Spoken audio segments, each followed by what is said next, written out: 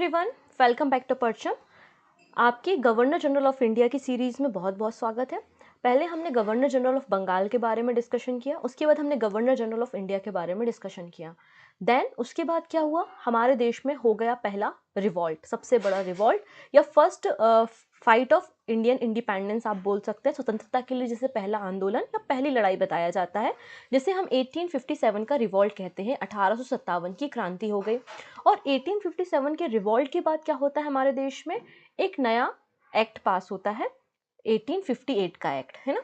1858 का एक्ट बोलते हैं जिसे हम रानी का प्रोक्लेमेशन या फिर रानी की घोषणा, क्वीन की घोषणा के नाम से भी जानते हैं। इसके बाद क्या हुआ, जो भारत के गवर्नर जनरल थे, गवर्नर जनरल ऑफ इंडिया, उन्हें वायसराय ऑफ इंडिया कहा जाने लगा। तो यहाँ पे जो लॉर्ड कैनिंग है, इनका समय हम कुछ इस तरीके से पढ़ते हैं कि 1856 से लेकर 1858 तक ये भारत के गवर्नर जनरल के रूप में काम कर रहे थे। वहीं अगर हम बात करें 1858 से लेकर 1862 के बीच में ये वायसराय ऑफ इंडिया के रूप में काम कर रहे थे। तो अगर आपसे क्वेश्चन कभी पूछ लिया जाता है कि हमारे देश के last governor general of India कौन रहे हैं, तो लॉर्ड कैनिंग रहे हैं। या भारत के पहले वायसराय कौन रहे हैं, तो भारत के पहले वायसराय भी लॉर्ड कैनिंग रहे हैं। इस बात को आपको याद रखना है। अब इनके समय में, इनके टेन्योर में, मतलब 1856 से लेकर 1862 तक क्या क्या चेंजेस हुए, कौन सी पॉलिसी आई, कौन से एक्ट पास हुए और कौन कौन से रिफॉर्म देश में किए गए, उन सारे विषयों पे हम यहाँ पे डिटेल डिस्कशन करने वाले हैं। तो आई होप आप कॉपी पेन लेकर बैठे होंगे, जिससे इंपॉर्टेंट पॉइंट्स को आप नोट डाउन करते जाएंगे। अदरवाइज आज की क्लास का जो पीडीएफ होगा वो हमारी वेबसाइट पे तो आपको मिल ही जाएगा, आप वेबसाइट से पीडीएफ को ले सकते हैं। क्लियर है? तो आइए स्टार्ट करते हैं लॉर्ड कैनिंग के बारे में। जैसा कि मैंने बताया, लॉर्ड कैनिंग ने गवर्नर जनरल ऑफ इंडिया या फिर वायसराय ऑफ इंडिया के रूप में 1856 से लेकर 1862 तक काम किया था और उसके बाद ये वापस लंदन चले गए थे। इनके समय पे गवर्नमेंट ऑफ इंडिया एक्ट 1858 पास होता है। तो याद रखेंगे, गवर्नमेंट ऑफ इंडिया एक्ट कब पास होता है? 1858 में, लॉर्ड कैनिंग के समय। एक क्वेश्चन बहुत ही बार एग्जाम में पूछा जाता है कि जो 1857 की क्रांति हुई थी, उसके समय भारत का गवर्नर जनरल कौन था। ये क्वेश्चन आप लोगों ने कई बार किसी एग्जाम में देखा होगा। तो मैं आपको बता दूं, 1857 के रिवॉल्ट के समय भारत का जो गवर्नर जनरल था वो कैनिंग ही था। ठीक है। और फिर इनके समय पे ही government of India act pass होता है 1858 का, जिसके बाद गवर्नर जनरल ऑफ इंडिया को वायसराय ऑफ इंडिया बना दिया जाता है। तो वायसराय ऑफ इंडिया जो पहले बनते हैं वो लॉर्ड कैनिंग होते हैं। ठीक है ना। या कई बार क्वेश्चन ऐसा भी पूछ लिया जाता है कि किस गवर्नर जनरल के समय जो इलाहाबाद है उसको एक इमरजेंसी कैपिटल के रूप में सेटअप किया गया था। क्योंकि हमेशा पढ़ते हैं कि कोलकाता हमारी कैपिटल थी, फिर उसको हमने दिल्ली ट्रांसफर कर लिया। ये बात आप लोग ने हर एक बुक में पढ़ी होगी और आप लोग ने सुनी भी होगी और क्वेश्चन को भी देखा होगा। लेकिन मैं आपको बता दूं, एक दिन के लिए इमरजेंसी कैपिटल इलाहाबाद भी बनती है, और वो कब बनती है? लॉर्ड कैनिंग के समय ही बनती है। ठीक है। तो आइए इनके बारे में हम और देखते हैं, डिटेल में समझते हैं कौन कौन सी घटनाएं हुई हैं। अब लॉर्ड कैनिंग के समय देखिएगा, जो डॉक्ट्रिन ऑफ लैप्स, डलहौजी का डॉक्ट्रिन ऑफ लैप्स में लेकर आई थी, आपको हड़प की नीति लेकर आया था लॉर्ड डलहौजी। क्योंकि लॉर्ड डलहौजी का तो काम ही था ब्रिटिश एम्पायर को एक्सपांड करना। तो उसने हड़प की नीति से अवध जैसे कई सारे राज्यों को, सतारा, नागपुर, झांसी, सबको ब्रिटिश इंडिया में शामिल कर लिया था। ये बात आपको पता है। तो इस हड़प की नीति से जो राजा महाराजा और प्रिंसली स्टेट थे वो बहुत नाखुश थे, बहुत दुखी थे। और डलहौजी की ये जो पॉलिसी थी, डॉक्ट्रिन ऑफ लैप्स, ये भी वन ऑफ द रीजन बताया जाता है 1857 के रिवॉल्ट का। तो अब यहाँ पे लॉर्ड कैनिंग के समय ये डॉक्ट्रिन ऑफ लैप्स जो था ना, उसको खत्म कर दिया गया, है ना। 1858 में, 1858-59 में अगर आप देखेंगे तो यहाँ पर डॉक्ट्रिन ऑफ लैप्स को, जो डलहौजी की हड़प की नीति थी, इसको खत्म करने का काम किया गया था। ठीक है। अगली बात क्या होती है, जो आज के समय में हम आईपीसी के बारे में बात करते हैं ना, आईपीसी, इंडियन पीनल कोड के बारे में, क्रिमिनल प्रोसीजर के बारे में हम बात करते हैं। तो इंडियन पीनल कोड कब बना था? 1858 में बना था, और ये भी कैनिंग के समय बना था। ठीक है। आज के समय में हम टैक्स, इनडायरेक्ट और डायरेक्ट टैक्सेस के बारे में बात करते हैं, और एक हम डायरेक्ट टैक्स के बारे में बात करते हैं, विच इज इनकम टैक्स ना। तो इनकम टैक्स को इंट्रोड्यूस एक्सपेरिमेंटल बेसिस पे शुरू करने का काम भी लॉर्ड कैनिंग ने किया था। और यहाँ पे बताया जाता है कि जिनकी सैलरी, जिनकी आय 500 रुपीज से ज्यादा हुआ करती थी, उनके ऊपर 1% यहाँ पर जो है वो आपका आयकर लगता था या इनकम टैक्स लगता था। तो इनकम टैक्स को पहली बार इंट्रोड्यूस भी लॉर्ड कैनिंग के समय ही किया गया था। अभी हम बंगाल रेंट एक्ट देखेंगे 1859 का। ठीक है। और इसके अलावा इंडियन काउंसिल एक्ट 1861 का एक्ट। तो ये कुछ घटनाएं हैं जो कि लॉर्ड कैनिंग के समय हुई हैं। इन्हीं घटनाओं को एक एक करके हमें डिस्कस करना है। तो आई होप पहले तो मोटा मोटा आइडिया हुआ होगा आपको कि कौन कौन सी घटनाएं लॉर्ड कैनिंग के समय हो रही हैं। तो आपको जो मेजर तौर पे याद रखना है, तो आपको याद रखना है क्या, लॉर्ड कैनिंग भारत के लास्ट गवर्नर जनरल थे, governor general of India last थे। इसके अलावा ये पहले वायसराय होते हैं। इनका टेन्योर आप चाहें तो याद रख सकते हैं, इंपॉर्टेंट पर्सन है, 1856 से लेके 1862 तक। ठीक है। इनके समय पे ही 1857 का रिवॉल्ट होता है। इमरजेंसी के तौर पर एक दिन के लिए इलाहाबाद कैपिटल बनाई जाती है और इनके समय पे ही ब्रिटिश ईस्ट इंडिया कंपनी के रूल को खत्म कर दिया जाता है। ब्रिटिश ईस्ट इंडिया कंपनी के शासन को खत्म कर दिया जाता है और डायरेक्टली किसके कंट्रोल में आ जाता है भारत, ब्रिटिश क्राउन के। ब्रिटिश क्राउन के डायरेक्ट कंट्रोल में अब भारत आ गया है। ईस्ट इंडिया कंपनी की जो पावर है, इनका जो एडमिनिस्ट्रेशन है, उसे खत्म कर दिया गया है, ये किया गया। इसके अलावा यहाँ पे इंडियन काउंसिल एक्ट 1861 पास हुआ, बंगाल रेंट एक्ट 1859 पास हुआ। इन्होंने ही एक्सपेरिमेंटल बेसिस पे आयकर शुरुआत की है ना। आपका इम्पोर्ट कर, एक्सपोर्ट कर, नमक पे कानून, टैबेको पे कानून, नमक पे टैक्स, टैबेको पे टैक्स, ये सब जो है वो लॉर्ड कैनिंग के समय शुरू हुए। इन्होंने डॉक्ट्रिन ऑफ लैप्स मतलब लॉर्ड डलहौजी की हड़प की नीति को खत्म करने का काम किया था और इंडियन पीनल कोड 1858 में इनके समय ही पास किया गया था। तो ये कुछ मेजर इवेंट है, तो आप चाहें तो लिस्ट बना सकते हैं। अब इन्हीं इवेंट को हम एक एक करके देखेंगे। आई थिंक इतनी बातें क्लियर हो गई होंगी। चलिए सबसे पहले बात करते हैं क्वीन विक्टोरिया प्रोक्लेमेशन, मतलब रानी विक्टोरिया की घोषणा 1858। तो ये घोषणा अगर हम बात करते हैं तो 1 नवंबर 1858 को ये घोषणा की जाती है, ठीक है ना, जिसके लिए दरबार का आयोजन किया जाता है इलाहाबाद में। तो रानी की जो घोषणा थी वो कहाँ पर की गई थी, इलाहाबाद में। और इस घोषणा में कहा गया था कि हम ईस्ट इंडिया कंपनी के जो शासन है उसको खत्म करते हैं और ब्रिटिश एडमिनिस्ट्रेशन जो डायरेक्ट कंट्रोल में होगी वो ब्रिटेन की पार्लियामेंट के कंट्रोल में होगी। तो डायरेक्ट गवर्नमेंट ऑफ इंडिया यहाँ पर अब कंट्रोल कौन करेगी, ब्रिटिश क्राउन करेगी, ब्रिटिश क्राउन करेगी, ये बात यहाँ पे कहा गया था, ठीक है। इसके अलावा यहाँ पे बोला गया था कि अब ब्रिटिश ईस्ट इंडिया कंपनी जो है वो अपने टेरिटरी को और भी ज़्यादा एक्सपांड नहीं करेगी, मतलब किसी भी प्रिंसली स्टेट को कब्जा करने की कोशिश नहीं करेगी। जितनी ब्रिटिश इंडिया की मतलब जितना ईस्ट इंडिया कंपनी की टेरिटरी है अब उतना ही रहेगी। कोई नए राज्यों को एक्वायर करने, कोई नई टेरिटरी को एक्वायर करने की अब काम जो है ब्रिटिश इंडिया नहीं करेगी, ये बात यहाँ पर कही गई। No encroachment will be done by the Britishers on the territories of other.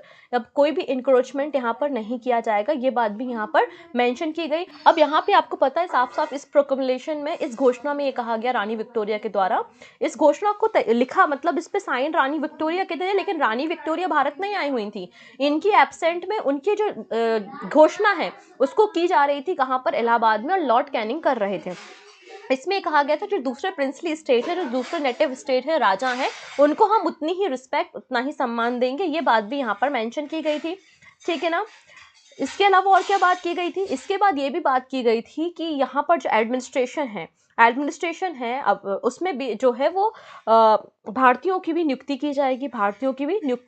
और जो सेना थी 1857 के रिवॉल्ट में भारतीयों की संख्या बहुत ज़्यादा थी सेना में, तो यहाँ पे कहा गया जो सेना है, सेना में भारतीयों की संख्या को कम किया जाएगा। सेना में भारतीयों की संख्या को क्या किया जाएगा, कम किया जाएगा। और जो आर्टिलरीज है, मतलब जो तोप खाना होता है ना आपकी आर्टिलरीज, उसकी कमान किसी ब्रिटिशर्स के हाथ में ही रहेगी, इंडियन के हाथ में ये बात नहीं रहेगी। अगली बात यहाँ पे बोला गया था कोई भी डिस्क्रिमिनेशन जो है वो आपके धर्म के आधार पे, जाति के आधार पे, लिंग के आधार पे जो है वो गवर्नमेंट जॉब्स में नहीं किया जाएगा, ठीक है ना, ये बात यहाँ पे की गई। तो इनका जो घोषणा पत्र 1 नवंबर को ये घोषणा हो रही है 1858 में, यहाँ पर आप देख रहे हैं कि यहाँ पे लोगों के राइट्स के बारे में, या फिर कह सकते हैं कि लोगों को डिस्क्रिमिनेशन, मतलब आपको डिस्क्रिमिनेशन नहीं किया जाएगा, आपको रिस्पेक्ट दी जाएगी, इस तरीके से लोगों के हित में एक तरीके से सोचना शुरू हुआ है ना। हर एक व्यक्ति को जस्टिस दिया जाएगा, हर एक व्यक्ति के धर्म का सम्मान किया जाएगा, क्योंकि इसके पहले जो काफ़ी सारे एक्ट पास हुए थे, जैसे कि आपका विडो रीमैरिज एक्ट हो गया, सती प्रथा को बंद किया, तो इससे हिंदुओं की भावनाएं काफ़ी आहत हुई थी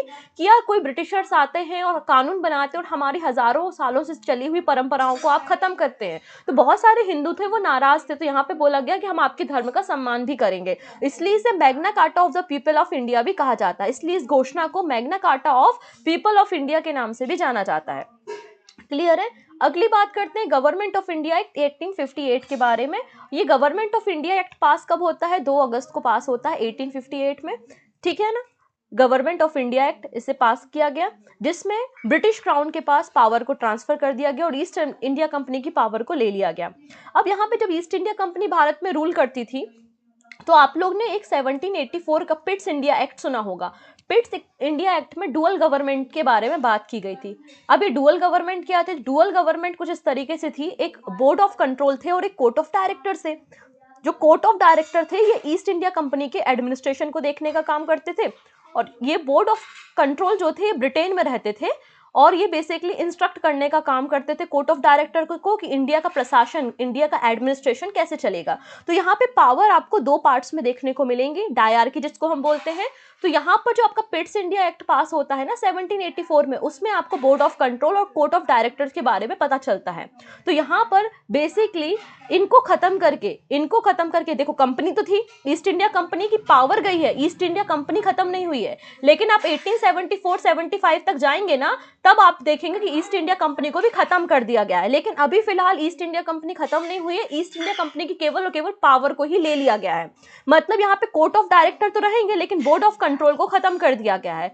अब भारत में एडमिनिस्ट्रेशन कैसे होगा? तो भारत में एडमिनिस्ट्रेशन करने के लिए, भारत में शासन व्यवस्था को प्रॉपर्ली चलाने के लिए एक नया पद बनाया गया जिसे हम secretary of state for India कहते हैं, जिसे हम सचिव, भारत का सचिव इसे बोला जाएगा। ये जो भारत का सचिव होगा ये भारत में नहीं रहेगा, ये भारत का जो सचिव होगा एक नया पद हमने बना दिया, एक नई पोजीशन क्रिएट कर दी भारत में शासन व्यवस्था को चलाने के लिए, जिसका नाम था भारत का सचिव। ये भारत का सचिव भारत में नहीं रहेगा, ब्रिटेन में रहेगा। अच्छा, ब्रिटेन में रहोगे तो हमारे देश की व्यवस्थाओं को कैसे देखोगे, कैसे शासन करोगे? तो इसकी मदद करने के लिए 15 मेंबर की काउंसिल होगी। ये 15 मेंबर की जो काउंसिल होगी ये भारत में रहेगी और ये लोग लॉ बनाएंगे, कानून बनाएंगे और उसके बाद भारत में एडमिनिस्ट्रेशन करने का काम करेंगे। इतनी चीज क्लियर है? यहाँ पे आप लोगों ने नया पद देख लिया है, secretary of state for India. The new office was created to exercise the complete authority and control over Indian administration. ये बात यहाँ पर मेंशन की गई। इस काउंसिल में secretary of India state for India जो है ये तो आपका कहाँ रहा? ब्रिटेन में। इसकी मदद करने के लिए 15 मेंबर की एक काउंसिल होगी और इन 15 मेंबर में से मैक्सिमम व्यक्ति जो होंगे, मतलब देखो यहाँ पे कुछ व्यक्ति आपके ऑफिशियल व्यक्ति होंगे और कुछ व्यक्ति आपके नॉन ऑफिशियल व्यक्ति रहेंगे, ये बात यहाँ पर बोली गई।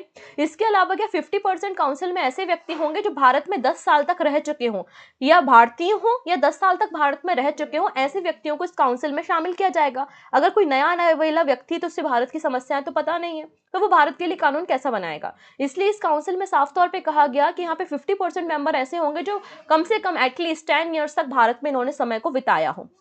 इसके अलावा यहाँ पे देखो कहा है, the British member of parliament could ask question from secretary of state for India on matter related to the Indian administration. अच्छा, सेक्रेटरी ऑफ स्टेट या भारत का सचिव कौन है वो आप समझिए।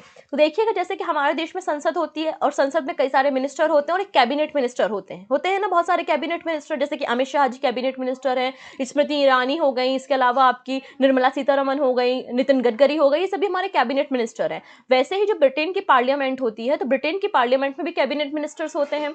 तो उन्हीं कैबिनेट मिनिस्टर में से एक को चुन लिया गया, एक कैबिनेट मिनिस्टर को चुन लिया गया और जिसे भारत का सचिव बना दिया गया। और वो व्यक्ति जो भारत का सचिव है, जिसके अंडर 15 मेंबर की काउंसिल काम कर रहे हैं, तो बाकी जो कैबिनेट मंत्री हैं या जो ब्रिटेन की पार्लियामेंट है वो भारत के सचिव से क्वेश्चन कर सकती है, वो भारत के सचिव से क्वेश्चन कर सकती है कि बताओ भारत का व्यवस्था कैसे चल रही है, भारत में एडमिनिस्ट्रेशन कैसे चल रहा है। ये बात यहाँ पर क्लियर हो गई, ठीक है ना? चलिए अगली बात कहते हैं, यहाँ पे क्या बोला गया? The Government of India Act 1858 so resulted in a highly centralized structure of governance in India। तो वापस से ही क्या किया गया? पावर को केंद्रीकृत किया गया, वापस ही सेंट्रलाइज किया गया स्ट्रक्चर को भारत में। क्लियर है? तो ये गवर्नमेंट ऑफ इंडिया एक्ट 1858 की कुछ खास बातें थी। कंपनी के रूल को खत्म किया गया यहाँ पर। फिर गवर्नर जनरल ऑफ इंडिया के जगह पे वाइसरॉय ऑफ इंडिया बना दिया गया। लॉर्ड कैनन के बारे में हमने बता दिया। डुअल गवर्नमेंट मतलब board of control and court of director को खत्म किया, इसकी जगह भारत का सचिव आ गया। भारत का सचिव जो है, इसके अंदर 15 मेंबर की एक काउंसिल थी जो कि काम करने का काम करती थी, है ना? इसके अलावा यहाँ पे Charles Wood was the first SOS of India. अब ये SOS क्या है भी हम आगे समझेंगे, ठीक है? इतनी चीजें। चलो अगली बात यहाँ पे कर लेते हैं, Indian council act 1861। Indian council act भी लॉर्ड कैनिंग के समय ही पास होता है, ठीक है? अब इस एक्ट में क्या बातें की गई, इस एक्ट में थोड़ी सी बातें हम देखते हैं। अच्छा, आप लोगों को ये बात तो पता होगी कि जब रेगुलेटिंग एक्ट आया था हमारे देश में, रेगुलेटिंग एक्ट जब आता है तो हमारी एक काउंसिल होती है ना, हमारी एक क्या होती है, एग्जीक्यूटिव काउंसिल होती है। उस एग्जीक्यूटिव काउंसिल में जो है वो 4 मेंबर होते हैं, उस एग्जीक्यूटिव काउंसिल में 4 मेंबर होते हैं। फिर जब पिट्स इंडिया एक्ट आता है तो क्या करते हैं हम, पिट्स इंडिया एक्ट के अंतर्गत जो काउंसिल में 4 मेंबर थे उनकी संख्या को घटा के 3 मेंबर कर दिया जाता है। लेकिन जब आपका 1833 का एक्ट आता है तो उसमें आपने देखा था जो काउंसिल थे, एग्जीक्यूटिव काउंसिल, उनकी संख्या 3 से बढ़ाकर वापस 4 कर दी गई थी। ये बात आपको मैंने सिखाई है पहले भी।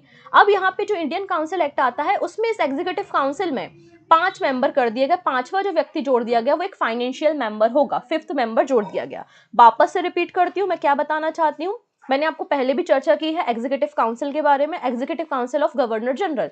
तो यहाँ पे सबसे पहले एग्जीक्यूटिव काउंसिल कब बनती है, जब आपका रेगुलेटिंग एक्ट आता है। जब आपका रेगुलेटिंग एक्ट आता है 1773 में, तो ये आपकी एग्जीक्यूटिव काउंसिल जो होती है उसमें 4 मेंबर होते हैं।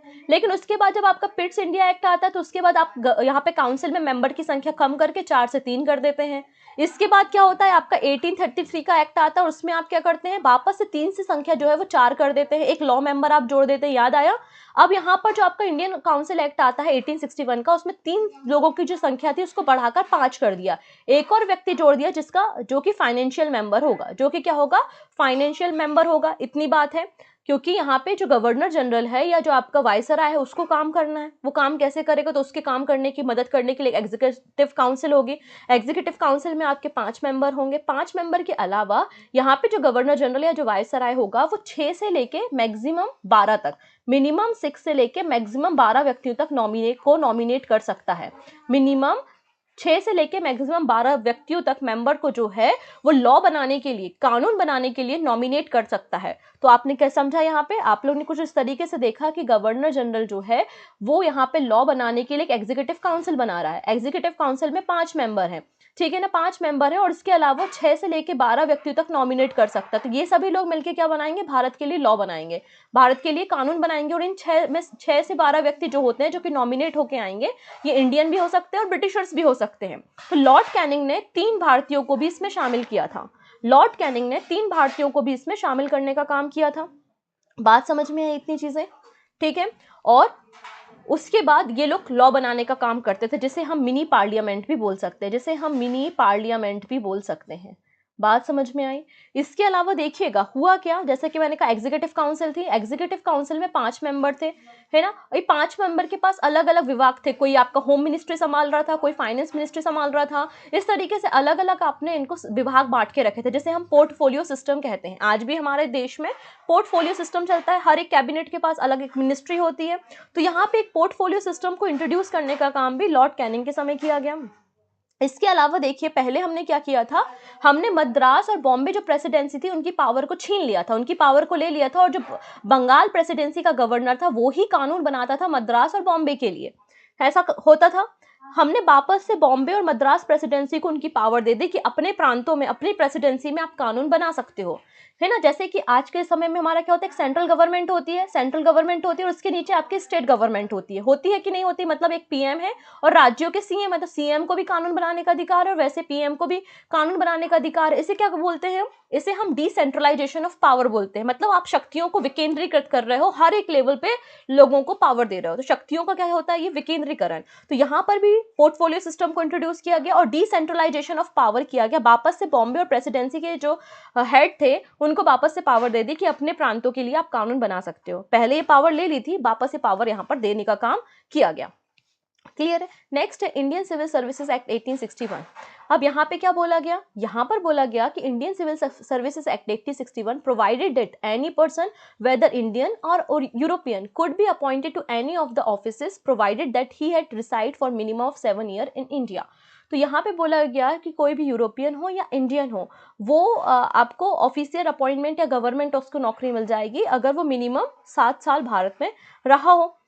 ठीक है, ये बात यहाँ पर बोली गई, ठीक है ना। इसके अलावा इसी एक्ट में ये भी बोली गई कि that some of the principal civil offices in India were reserve to the covenanted civil services by the time the Indian were demanding entry into the convented civil services but demand not fulfill।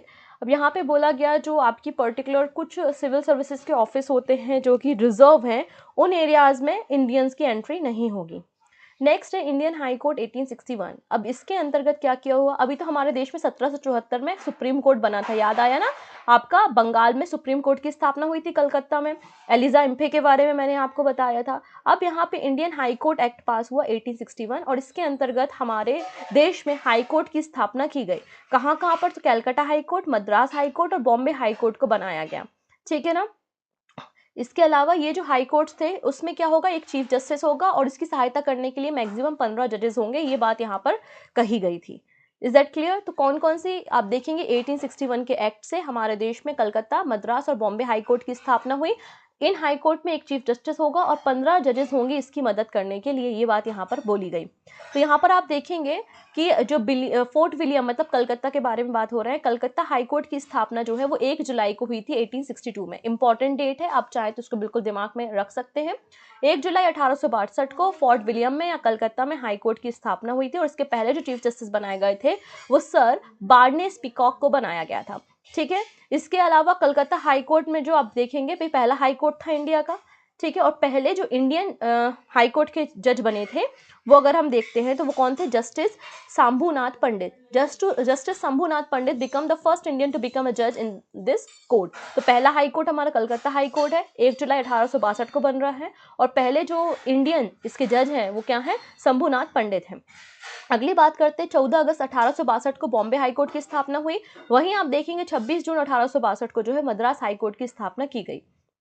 इसके बाद आगरा के अलावा north western province, क्योंकि यहाँ पे जो governor थे ना या वायसराय थे उनको पावर दे दी गई थी कि आप दूसरे दूसरे प्रोविंस बना सकते हैं, नए प्रांतों का गठन कर सकते हैं। जैसे आप मध्य प्रांत के बारे में बात करते हैं, बरार के बारे में बात करते हैं, तो आप नए प्रांतों का गठन कर सकते हैं या नई प्रेसिडेंसियाज बना सकते हैं। इसलिए आगरा प्रेसिडेंसी या नॉर्थ वेस्टर्न प्रोविंस ये सब अस्तित्व में आना शुरू हुए, ये सब चीज़ें अस्तित्व में आना शुरू हुई, ठीक है। यहाँ पे लिखा है further high court of judicial for north western province came into the existence Agra under a letter patent of March 17, 1876। Its seat was shifted from Agra to Allahabad in 1869। ये इतना इंपॉर्टेंट नहीं है लेकिन जो मैंने आपको बताया वो चीज़ें इंपॉर्टेंट है। नेक्स्ट है इंडियन पीनल कोड 1862 का। अब इंडियन पीनल कोड के बारे में आप लोगों को पता है कि जब हमारे जो एग्जीक्यूटिव काउंसिल थी उसमें 4 मेंबर थे और एक आपका विधि मेंबर था, मतलब एक लॉ मेंबर था। लॉ मेंबर का काम था कानून बनाना। तो यहाँ पे पहले जो हमारे विधि व्यक्ति थे या जो पहले लॉ मेंबर थे वो लॉर्ड मैकाले थे, ठीक है ना। तो लॉर्ड मैकाले ने अपना जो ड्राफ्टिंग शुरू किया था वो 1830 में शुरू किया था और 1860 तक इनकी ड्राफ्टिंग कंप्लीट हो गई थी। और ये जो आपका इंडियन पीनल कोड है वो इफेक्ट में कब आया था, 1862 में ये इफेक्ट में आया था। तो फाइनली हमारा इंडियन पीनल कोड इफेक्ट में कब आता है, 1862 में आता है। इतनी चीज़ें क्लियर हैं। Before 1860, the basis of justice was the English criminal law, which was administered in the presidency town of Bombay, Calcutta and Madras. जब तक हमारे देश में इंडियन पीनल कोड प्रेजेंट नहीं था, उसके पहले तक जो इंग्लिश क्रिमिनल लॉ थे उसके अंतर्गत हमारे देश में हमारी जो प्रेसिडेंसी थी उसमें कानून व्यवस्था थी। लेकिन 1862 से इंडियन पीनल कोड जो है वो अस्तित्व में आया। ये सभी पूरे भारत में लागू था। हमारा जब देश आज़ाद हो गया, देश आज़ाद होने के बाद जब पाकिस्तान का गठन भी हो गया तो पाकिस्तान में भी यही आईपीसी चलता था। बाद में उन्होंने इसका नाम चेंज करके पाकिस्तानी पीनल कोड कर लिया, लेकिन आज़ादी के बाद भी पाकिस्तान में भी इंडियन पीनल कोड ये 1862 का ही एप्लीकेबल था। इसके अलावा बांग्लादेश हो गया, श्रीलंका, मलेशिया, सिंगापुर, बर्मा, बुरनेई, इन सब जहाँ भी ब्रिटिशर्स की कॉलोनी थी वहाँ पे भी कानून व्यवस्था जो थी वो इंडियन पीनल कोड 1862 के अंतर्गत चलाई जाती थी।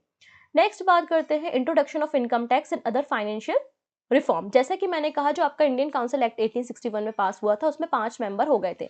5वां जो मेंबर था वो फाइनेंशियल मेंबर था, वो फाइनेंस मेंबर था। इसके बाद जो पहला फाइनेंस मेंबर था उसका नाम था जेम्स बिल्सन। तो पहला फाइनेंस मेंबर कौन था यहाँ पे, जेम्स बिल्सन था। ये इंपॉर्टेंट पॉइंट है, अगर आप किसी बड़े लेवल के एग्जाम की तैयारी कर रहे हैं तो उसमें इस तरीके के क्वेश्चन पूछे जा सकते हैं कि फर्स्ट फाइनेंस मेंबर कौन था, तो जेम्स बिल्सन थे। और इन्होंने ही पहली बार जो है एक नया टैक्स सिस्टम इंट्रोड्यूस किया which is income tax. Income tax यहाँ पे इंट्रोड्यूस करने की बात की गई, ठीक है। With this, income tax was imposed at 5% on the income of 500 or more in a year। अच्छा, मैंने स्टार्टिंग में 1% बोल दिया था, उसको आप करेक्ट कर लेंगे। यहाँ पे 500 रुपी या उससे ज़्यादा अगर आप अर्न करते हैं पूरे साल में तो आपको 5 रुपये यहाँ पे इनकम टैक्स देना पड़ेगा। ये बात यहाँ पर बोली गई थी। और उसके अलावा क्योंकि एक बहुत बड़ा रेवेन्यू जो सरकार को नमक से मिलता था, तो नमक पे या जो आपका सॉल्ट है, तो सॉल्ट पे कानून या टैक्स बनाने का काम भी किया गया था। तो सॉल्ट टैक्स की शुरुआत भी यहाँ से की गई थी और इसी के बाद इसी टैक्स को लेके फिर बाद में आप देखेंगे कि 1930 में दांडी मार्च करेंगे गांधी जी, लेकिन ये सॉल्ट टैक्स की शुरुआत यहीं से हो रही है। अब यहाँ पे देखिएगा कि जो 1857 का रिवॉल्ट हुआ था, उसके बाद ये लोग समझ चुके थे कि यार अगर हम अपनी सेना में बहुत अधिक मात्रा में भारतीयों को भर्ती करेंगे तो आगे हमें और प्रॉब्लम्स हो सकती है। तो यहाँ पर बोला गया कि जो हमारी सेना है, जो ब्रिटिश आर्मी है, उसमें क्या है, जो इंडियन सोल्जर्स हैं उनकी संख्या में कमी लाई जाएगी और जो आर्टिलरीज होती है, जो तोप खाने होते हैं, वो डिपार्टमेंट किसी भी भारतीय को नहीं दिया जाएगा। आर्टिलरी डिपार्टमेंट जो है या जो आपका तोप खाना डिपार्टमेंट है, वो बेसिकली कोई ब्रिटिशर से उसको हैंडल करेगा, ये बात यहाँ पर बोली गई थी। ठीक है ना। अब ईस्ट इंडिया कंपनी की पावर तो आपने छीन ली, तो ईस्ट इंडिया कंपनी की जो आर्मी थी अब वो ब्रिटिश आर्मी के नाम से ही जानी जाएगी, क्योंकि बहुत सारे लोगों को ये लगा, बहुत सारे सोल्जर्स को ये लगा जो ईस्ट इंडिया कंपनी के लिए काम करते थे कि ईस्ट इंडिया कंपनी का तो हमने कंट्रोल ले लिया है, सारा पावर आपने ब्रिटिश क्राउन को दे दिया, तो हमारी नौकरी का क्या। तो इसलिए यहाँ पे बोला गया कि जो ईस्ट इंडिया कंपनी की आर्मी है अब उसे ब्रिटिश आर्मी के नाम से जाना जाएगा, ये बात भी यहाँ पर बोल दी गई। नेक्स्ट है बंगाल रेंट एक्ट 1859। ठीक है, अब इसके ऊपर हम थोड़ी सी चर्चा कर लेते हैं। 1793 में हम सभी को पता है कि लॉर्ड कॉर्नवालिस ने परमानेंट सेटलमेंट की व्यवस्था की थी। अब समय समय पे कई सारे रिफॉर्म हुए हैं। अब यहाँ पे जो टेनेंट्स थे, है ना, उन पे भी कुछ ना कुछ अत्याचार तो होते ही रहते थे। तो यहाँ पे लैंड रिफॉर्म करने की जरूरत थी और जमींदारों की पावर को, जो लैंड लॉर्ड्स होते हैं उनकी पावर को थोड़ा सा यहाँ पे रिड्यूस करने की जरूरत थी और टेनेंट्स जो होते थे उनको यहाँ पे पावर देने की जरूरत थी। तो यहाँ पर भी कुछ यहाँ पे चेंजेस किए गए। क्या बोला गया, देखिए उस चेंजेस के बारे में बात करते हैं। As per this act the farmer who had been holding land for 20 years on the same rent were deemed to be entitled of the right since 1793। इस पे बोला गया कि कोई एक ज़मीन है जिसमें कोई एक किसान जो है वो एज अ टेनेंट काम कर रहा है और पिछले 20 सालों से वो उसमें काम कर रहा है और सेम रेंट पे काम कर रहा है। तो 20 सालों बाद वो जो टेनेंट जिस ज़मीन पे काम कर रहा था वो ज़मीन जो है उसी टेनेंट की हो जाएगी, ऐसा बोला गया यहाँ पर। ठीक है, इतनी चीज़ें क्लियर है। तो ये सारी बातें यहाँ पे की गई। नेक्स्ट बात कर लेते हैं यहाँ पे टी माफियाज के बारे में या टी मानियाज के बारे में देख लेते हैं। By 1860 India tea producers in Assam had started getting attention in Europe. तो असम के रीजन में जो है वो चाय का प्रोडक्शन किया जाता था और चाय का कल्टीवेशन बहुत अधिक मात्रा में हो रहा था। ठीक है, तो Lord Canning further liberalise this policy bye his so-called free simple rule under which land was sold to prospective planters at low cost, 2.8 to 5 रुपी पर एकड़ without any clearance condition required. तो यहाँ पर देखिएगा जो वेस्टलैंड सेटलमेंट पॉलिसी थी उसको Britishers ने अडॉप्ट किया और यहाँ पे लार्ज स्केल में टी कल्टीवेशन शुरू किया असम में। तो जो वेस्टलैंड था उसमें कल्टीवेशन शुरू किया गया चाय का। तो यहाँ पर एक बहुत सिंपल पॉलिसी इन लोगों ने इंट्रोड्यूस की कि बहुत कम कॉस्ट पे जो है हम फार्मर्स को जो है ये ज़मीन देंगे विदाउट कंडीशन, कोई कंडीशन उसमें लगाएंगे जहाँ पर ये असम में चाय का उत्पादन करेंगे। ठीक है, this led to fantastic expansion of tea plantation, जिसके बाद असम में बहुत अधिक मात्रा में चाय का उत्पादन किया जाने लगा और एक बूम देखने को मिली जिसको आप टी मेनिया के नाम से जानते हैं। और उसके जो लॉर्ड कैनिंग के समय से ही जो असम का रीजन है बेसिकली वो टी प्रोडक्शन का एक बहुत बड़ा हब बन चुका था और आज भी आप असम को देखेंगे तो चाय का प्रोडक्शन बहुत अधिक मात्रा में असम में होता है। ठीक है, इतनी चीज़ें क्लियर हो गई। अगली बात करते हैं इंडिगो रिवॉल्ट के बारे में। ठीक है, इंडिगो रिवॉल्ट क्या है यहाँ पर देखेंगे हम। During 1859-60 the dispute between European indigo planter and the Bengal peasantry lead the indigo revolt. तो बंगाल में बेसिकली जो नील का उत्पादन करते थे किसान, जो पीजेंट या किसान नील का उत्पादन बंगाल के क्षेत्र में करते थे, उन लोगों ने ये रिवॉल्ट किया था। अब रिवॉल्ट क्यों किया था आइए हम देख लेते हैं। The European planter wanted to force the tenant to cultivate more and more indigo. तो यहाँ पे देखिएगा, यहाँ पे यूरोपियंस जो थे वो बहुत अधिक फोर्स करते थे किसानों को कि आप अधिक से अधिक मात्रा में अपनी ज़मीन पे इंडिगो या नील की खेती करो, क्योंकि नील का उपयोग जो है वो वस्त्रों को, कपड़ों को डाई करने में बड़े स्तर पे जो है वो यूरोप में यूज़ किया जाता था। ठीक है, और इंडिगो की खेती करने के बाद यहाँ पे किसानों को एक तो फोर्स कर रहे हैं, उसके बाद जब आप लंबे समय तक इंडिगो की खेती कर रहे हैं अपनी ज़मीन पे तो आपकी ज़मीन भी अनुपजाऊ हो रही है, पहली चीज़ तो ये है। दूसरी बात, आपको ज़रूरत है इंडिगो की जगह कि आप हमारे जो ग्रेन्स होते हैं, मिलेट्स होते हैं, उनका उत्पादन करो। तो यहाँ पे किसानों को फोर्स किया जा रहा है, इसलिए यहाँ पे नील की खेती के विरोध में एक विद्रोह शुरू हुआ जिसको हम इंडिगो रिवॉल्ट कहते हैं। ठीक है, अदर इवेंट्स क्या हुए, अदर इवेंट्स ये हुए लॉर्ड कैनिंग के समय लंदन यूनिवर्सिटी के मॉडल पे कलकत्ता, बॉम्बे और मद्रास में यूनिवर्सिटीज़ को भी सेटअप करने का काम किया गया। इसके अलावा ईस्ट इंडिया कंपनी ने जो है वो कलकत्ता एंड इलाहाबाद में 1861 में ओपन किया। ईस्ट इंडिया रेलवे की शुरुआत यहाँ पे की गई थी कलकत्ता एंड इलाहाबाद में 1861 में। ये सभी घटनाएं जो है वो कैनिंग के समय हुई थी। तो ये कैनिंग के समय की सारी इंपॉर्टेंट घटनाएं हैं। और 1862 में ये डिपार्टेड हो गया था, मतलब वापस लंदन चला गया था। और लॉर्ड एल्गिन जो है इनके सक्सेसर थे, इनके उत्तराधिकारी थे, जिसके बाद ये गद्दी पर बैठे थे या फिर अगले वायसराय बने थे। क्लियर। तो ये कुछ महत्वपूर्ण घटनाएं थी जो कि लॉर्ड कैनिंग के समय हुई। अगर आप ब्रीफ में देखना चाहें तो ये कुछ घटनाएं हैं जो यहाँ पे मेंशन की हैं, जैसे कि 1857 का रिवॉल्ट हुआ, 3 यूनिवर्सिटी बनवाई लंदन यूनिवर्सिटी के मॉडल पे, कलकत्ता, मद्रास और बॉम्बे में। इसके अलावा इन्होंने 3 हाई कोर्ट की स्थापना भी की थी कलकत्ता, मद्रास और बॉम्बे में। इन्होंने जो है ईस्ट इंडिया कंपनी की पावर को खत्म करके क्राउन को पावर दे दी थी। गवर्नमेंट ऑफ इंडिया एक्ट 1858 पास हुआ था। इंडियन काउंसिल एक्ट 1861 पास हुआ था। इसके अलावा आप जोड़ना चाहें तो पहली बार यहाँ पे एक्सपेरिमेंटल बेसिस पे जो है वो आपके इनकम टैक्स की शुरुआत की गई थी और इंडियन पीनल कोड को फोर्स में लाया गया था। ये सारे के सारे इंपॉर्टेंट इवेंट जो हैं वो लॉर्ड कैनिंग के समय हुए थे। तो ये सारा क्वेश्चन था, सारा आपका मांझरा था। एक छोटा सा क्वेश्चन है जिसका आंसर आप हमें कमेंट सेक्शन में देंगे।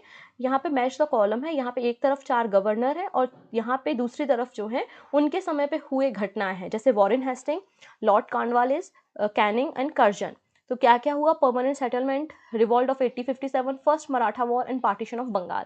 तो आपका जो भी यहाँ पे फाइनल मैच होगा वो आप हमें कमेंट सेक्शन में दीजिएगा, सही आंसर भी मैं आपको वहीं पे प्रोवाइड कर दूंगी। और मिलते हैं नेक्स्ट वीडियो में हम ऐसे ही कोई नए गवर्नर जनरल ऑफ इंडिया की कहानी को लेके, वायसराय की कहानी को लेके। तब तक अपना ध्यान रखेंगे। Take care.